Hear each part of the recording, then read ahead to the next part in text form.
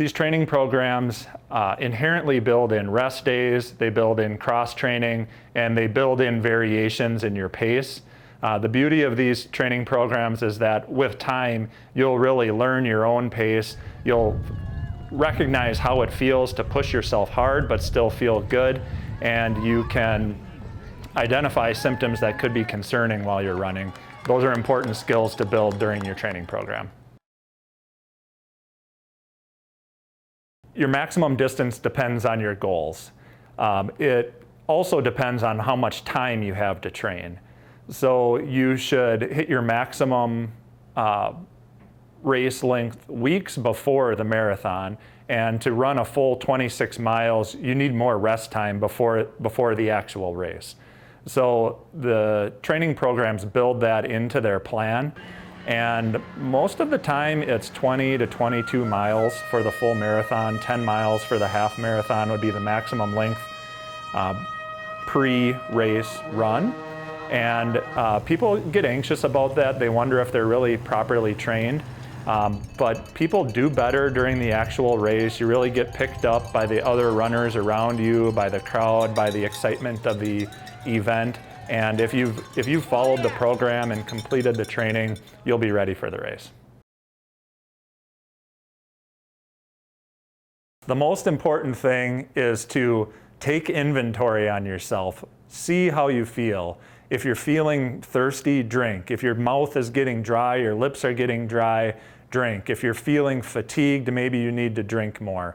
If you're feeling bloated, if you're feeling nauseated, if your hands are swollen, if you're getting headaches, that's a sign that maybe you're drinking too much. So you should have a feel for how much you need to drink, and you should also have a feel for when you feel good and when you don't feel good. And paying attention to that is really important in making sure that you're going to finish strong, finish healthy, and avoid needing any medical care. I would recommend that everyone checks in with their primary care doctor before beginning a marathon training program. There are a lot of medications that will have different doses while you're training for a marathon. There are diseases that can be aggravated with marathon running. And the big thing is undiagnosed heart disease a lot of times is brought to light during a long athletic event like a marathon. The history has proven that around 1 in 50,000 marathon runners will have a heart attack. And it's true that the most common first sign of heart disease is a heart attack. So identifying some of these issues early is important, especially if you have underlying medical issues or if you're getting into the range where heart disease can be an issue. The coronavirus infection, like a lot of other viral infections, has been linked to a problem called myocarditis. That's an inflammation of the heart muscle that can make exercising unsafe. It's more common in people that have had moderate or severe COVID-19 infections, or people that have underlying health issues like diabetes, asthma, sickle cell disease, or obesity.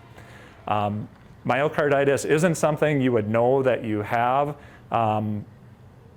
just from symptoms at rest. And so if you've had a COVID-19 infection, it's good to talk about running with your doctor. Sometimes there's some screening tests that would be recommended. Pain isn't normal during a marathon. You should feel tired, you should feel fatigued, but you shouldn't hurt. You shouldn't have pain in your chest, you shouldn't have pain in your hip, you shouldn't have severe pain anywhere.